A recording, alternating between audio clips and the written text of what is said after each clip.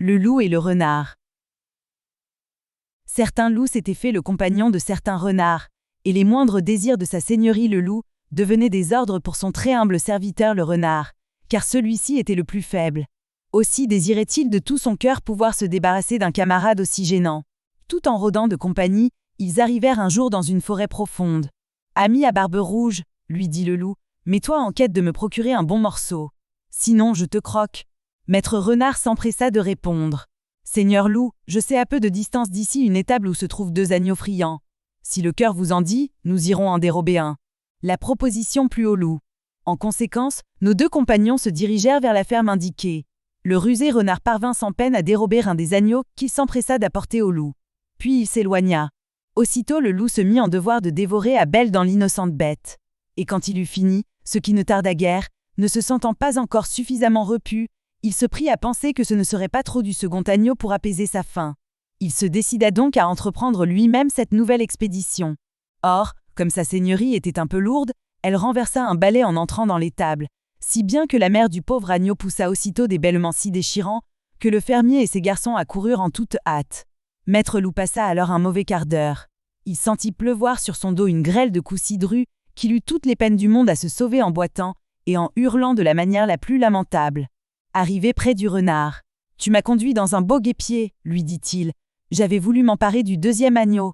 Mais est-ce que ces paysans mal appris ne se sont pas avisés de fondre sur moi à grands coups de bâton, ce qui m'a réduit au fâcheux état où tu me vois? Pourquoi aussi êtes-vous si insatiable ?» répondit le renard. Le jour suivant, ils se remirent en campagne, et s'adressant à son rusé compagnon. « Ami à barbe rouge, lui dit le loup, mets-toi en quête de me procurer un bon morceau, sinon je te croque. » Maître renard s'empressa de répondre. « Seigneur loup, je connais une ferme dont la fermière est présentement occupée à faire des gâteaux délicieux. Si vous voulez, nous irons en dérober quelques-uns. »« Marche en avant, » répliqua le loup. Ils se dirigèrent donc vers la ferme en question, et quand ils y furent arrivés, le renard poussa des reconnaissances autour de la place qu'il s'agissait d'enlever. Ils furent assis bien qu'il finit par découvrir l'endroit où la ménagère cachait ses gâteaux, en déroba une demi-douzaine et courut les porter au loup. « Voilà de quoi régaler votre seigneurie, dit-il. » Puis il s'éloigna. Le loup ne fit qu'une bouchée des 6 gâteaux qui, loin de le rassasier, aiguillonnèrent encore son appétit. Cela demanda à être goûté plus à loisir, rumina-t-il. En conséquence, il entra dans la ferme d'où il avait vu sortir le renard, et parvint dans l'office où se trouvaient les gâteaux. Mais dans son avidité, il voulut tirer à lui tout le plat qui tomba sur le carreau, et vola en pièces en occasionnant un grand fracas. Attirée soudain par un tel vacarme, la fermière aperçut le loup et appela ses gens. Ceux-ci accoururent sur le champ, et cette fois encore maître loup fut rossé d'importance.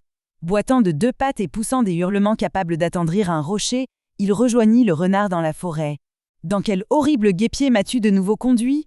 lui dit-il. « Il se trouvait là des rustres qui m'ont cassé leurs bâtons sur le dos. »« Pourquoi votre seigneurie est-elle si insatiable ?» répondit le renard.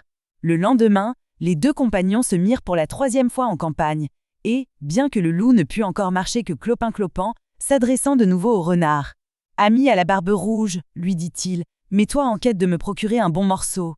Sinon je te croque. » Le renard s'empressa de répondre. « Je connais un homme qui vient de saler un porc. Le lard savoureux se trouve en ce moment dans un tonneau de sa cave. Si vous voulez, nous irons en prélever notre part. »« J'y consens, » répliqua le loup. « Mais j'entends que nous y allions ensemble pour que tu puisses me prêter secours en cas de malheur. »« De tout mon cœur, » reprit le rusé renard. Et il se mit immédiatement en devoir de conduire le loup par une foule de détours et de sentiers jusque dans la cave annoncée. Ainsi que le renard l'avait prédit, jambon et lard se trouvaient là en abondance. Le loup fut bientôt à l'œuvre. « Rien ne nous presse, dit-il, donnons-nous-en donc tout à notre aise. » Maître renard se garda bien d'interrompre son compagnon dans ses fonctions gloutonnes. Mais quant à lui, il eut toujours l'œil et l'oreille au guet. De plus, chaque fois qu'il avait avalé un morceau, il s'empressait de courir à la lucarne par laquelle ils avaient pénétré dans la cave, afin de prendre la mesure de son ventre.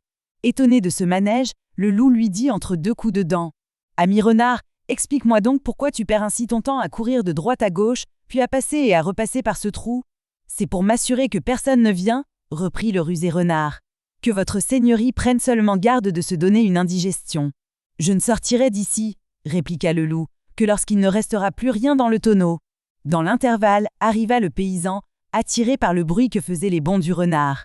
Ce dernier n'eut pas plutôt aperçu notre homme, qu'en un saut il fut hors de la cave. Sa seigneurie le loup voulut le suivre, mais par malheur, il avait tant mangé que son ventre ne put passer par la lucarne, et qu'il y resta suspendu. Le paysan eut donc tout le temps d'aller chercher une fourche dont il perça le pauvre loup. Sans sa gloutonnerie, se dit le renard, en riant dans sa barbe, je ne serais pas encore débarrassé de cet importun compagnon.